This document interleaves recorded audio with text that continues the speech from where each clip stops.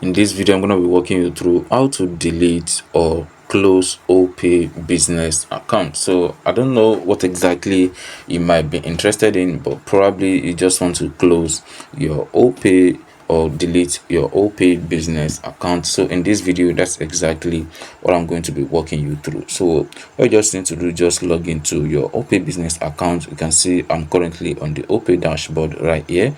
So the next thing you're gonna do, just click on the three line at the top left beside the POS level. So just click on the three line, then it's gonna show this page just like this. So you have to scroll all the way down, then you're gonna see settings right here. So just click on settings, then it's gonna take you to this page under the account. So you see close account or delete account, is one of the two.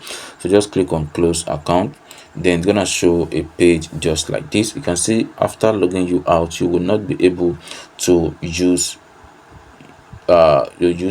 your account again. So you're gonna see the account number right there. Before you close your account, Opay will carry out the following verification steps to ensure the security of your fund and account. So for account security status, financial settlement, credit settlement, unlink debit card, total balance settle. So once you confirm all this, click on confirm and continue. This is how you can actually delete or close your Opay business account.